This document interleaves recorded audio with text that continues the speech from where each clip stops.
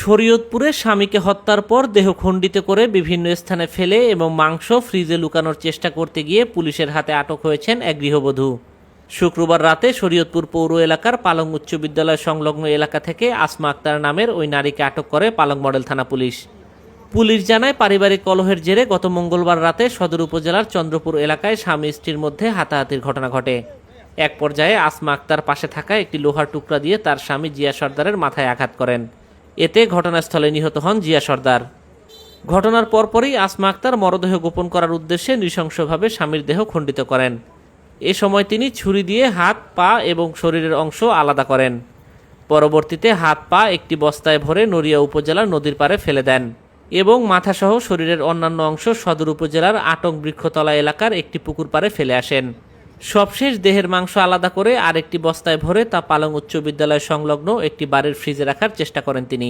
এ সময় বাড়ির লোকজনের সন্দেহ হলে তারা জাতীয় জরুরি সেবা নম্বর 999-এ কল করেন।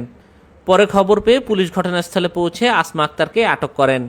পরে তার দেওয়া তথ্যের ভিত্তিতে আটক বৃক্ষতলা এলাকার একটি পুকুর পাড় থেকে বস্তাবন্দি মরদেহের বাকি অংশ উদ্ধার করা হয়।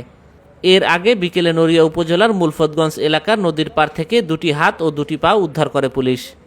প্রাথমিক জিজ্ঞাসাবাদে আসমা আক্তার স্বামীকে হত্যার কথা স্বীকার করেছেন। দুইজনে হাতাহাতি করতে করতে এই দরজার পাশে একটা রড ছিল, সে রড দিয়ে বাড়ি দিছি। এমনি এসে করি, আমি বুঝতে পারি না যে এত দূরে তো লাগে যাবে। এই যে মরদেহটা যে বিভিন্ন জায়গায় ফালাইছেন, এটা আসলে কাহিনী নিয়ে ফালাইছেন? একাই বডিগুলো টুকরা করছেন কিভাবে? চাকু দিয়ে। চাকু দিয়ে? কোথায় কোথায় ফালাইছেন?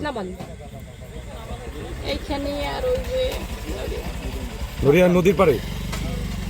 এই ঘটনায় পরবর্তী আইনগত ব্যবস্থা প্রক্রিয়াধীন রয়েছে বলে জানান পালং মডেল থানা পুলিশ।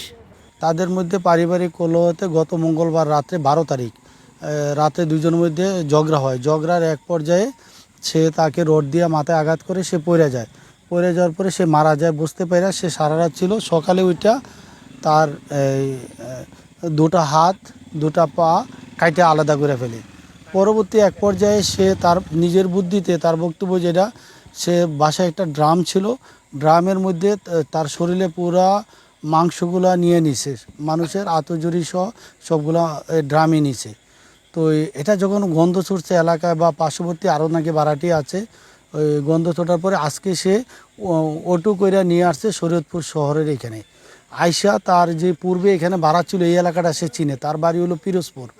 তো সে এইখানে আইসা এইখানে একটা এই যে নির্জম জায়গা, এখানে আপনার অনেক ডিস্টেন্স, বাড়িঘর নাই, রাস্তার পাশে এটা বলা যায় আর কি, একটা দিঘির পাশে ওই রাস্তার পাশে সেই বস্তাবন্তি তার লাশটা ফালাই গেছে।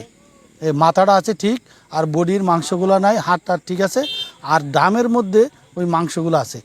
আটক করে যখন জিজ্ঞেস করছি তখন সে পার্ট টু পার্ট বললো আর কি, তার স্বামীকে সে মারছে তাদের পারিবারিক কলহের কারণে। এখন আমরা লাশ পাইছি, এটা তো হত্যা, তাদের বিরুদ্ধে এখন তার বিরুদ্ধে হত্যা মামলা হবে।